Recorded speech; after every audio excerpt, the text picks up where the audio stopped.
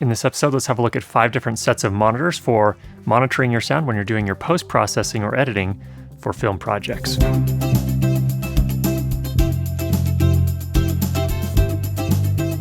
When post-processing your sound for film and video projects, first of all, you're going to need some way to play back your sound, and you're going to need a way to do it so that it's as accurate as possible so that you can identify potential issues and you can figure out when you've actually fixed those issues. Now, you could use any old headphones or speakers or even hi-fi speakers that are sitting around or you happen to have, even earbuds, but there's a problem with most of those.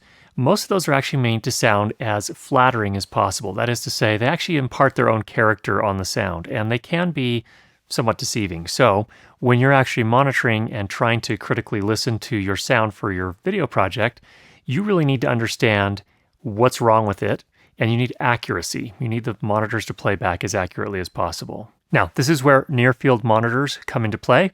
Near-field monitors are different from regular speakers in that they are designed to sound as accurate as possible. They may not sound super flattering, so they may not be the choice you'd make when you're choosing speakers for your surround system, but they are very helpful when you're trying to make critical listening decisions because they can help you to identify those issues and, as you tweak them and process your audio, help you identify when you've fixed those issues.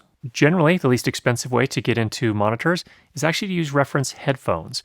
Now, there are problems with reference headphones. They're very good. They're useful tools. I have a set of Bear Dynamic DT880s. They serve me very well, but I don't do the majority of my mixing and post-processing on them. I use them as sort of a last pass. But if all you've got is the budget for, say, a $100 to $200 set of open back reference headphones, that may be your best place to start on a tight budget. We'll talk about the potential issues with headphones and actually doing critical listening on headphones in a future episode. Ideally, you'll have some sort of set of reference monitors, and by that I mean near-field monitors. Near-field monitors, reference monitors, are monitors that you typically put, for most of us that are editing video on computers now, they're going to be sitting next to your computer. They're going to form an equilateral triangle between the two of them and your ears.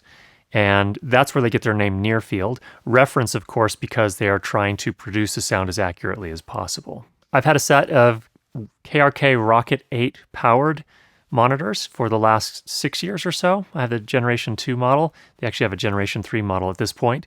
But they've served me reasonably well. I've been overall generally happy with them, although there are a few issues with them that kind of bug me sometimes. Sometimes the bass seems really, really muddy, and it's hard to tell what's really going on down there. And then there are other times when in the high frequencies, I can't quite make out what's going on up there either. So our friends over at B&H Photo were kind enough to lend us 4 different pairs of monitors in addition to the KRKs that we're going to take a look at here today. And we're going to take a look at them not so much from a endorsing an individual product, but kind of see some of the features that work better and not so well in certain circumstances. I did a frequency and decay test in my little edit suite. In my particular case, that's a 4 meter by about 5.5 meter room, typical, again, bedroom in a typical household. And in this case, I did those 2 things to assess 2 things. Number 1, accuracy of the monitors in combination with the room. And the room is very important because the room actually influences the overall sound. And number 2, decay, which actually measures how long each individual frequency remains in the room, how long it lingers. Because the reason that's important is that the longer that any individual frequency lingers, the more it has a chance to kind of interfere with the other frequencies and actually create some problems, either constructive or destructive interference. To do this test, I used a free app called Room EQ Wizard. I'll leave a link for that down below. Also, I'll leave a link for a tutorial over at GIK Acoustics that shows you how to use that if you're interested. For the test, I used my Sapphire Pro 24 DSP audio interface that's made by a company called Focusrite. And from that, I fed out a couple of cables, one to each of the monitors.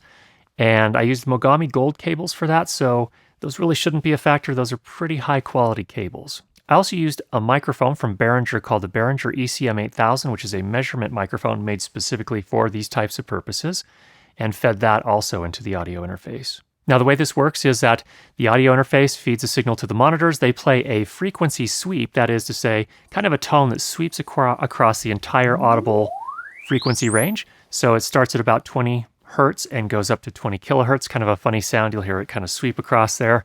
And then the microphone captures that sound, measuring each frequency to see how accurately it is rendered in that room with those monitors, and also how long each frequency lingers in the room, how long it actually comes back and continues to be captured by the microphone. The monitors we evaluated here are the Focal Alpha 80, the Focal CMS 40, the JBL LSR 308s, KRK Rocket Powered 8. This is the Generation 2 model. They actually do have a newer model.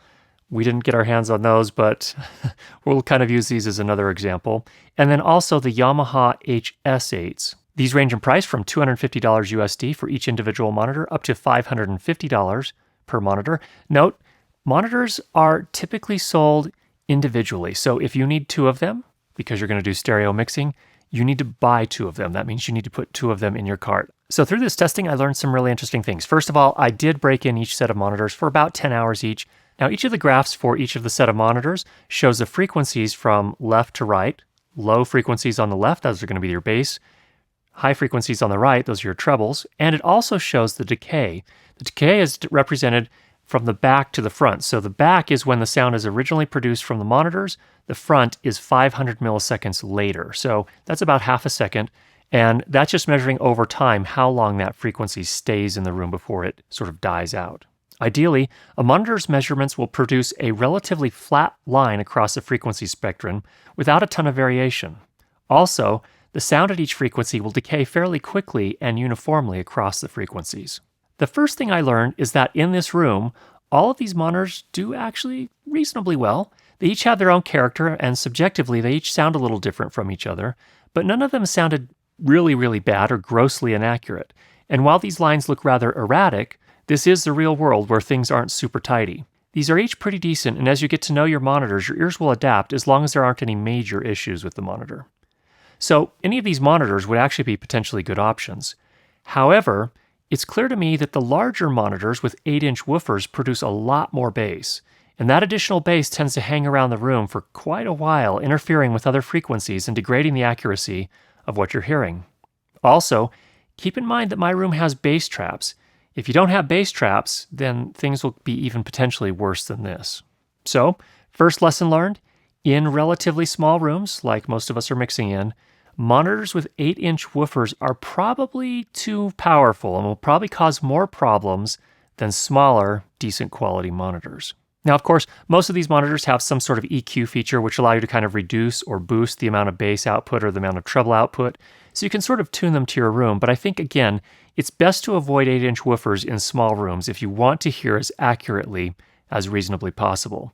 Subwoofers should be avoided in small rooms when you're aiming for accurate sound while processing. There was also one other thing that was really, really interesting, and that is that the rear-ported monitors, those with the bass reflex hole on the back of the monitors, tended to have a deeper dip in bass frequencies.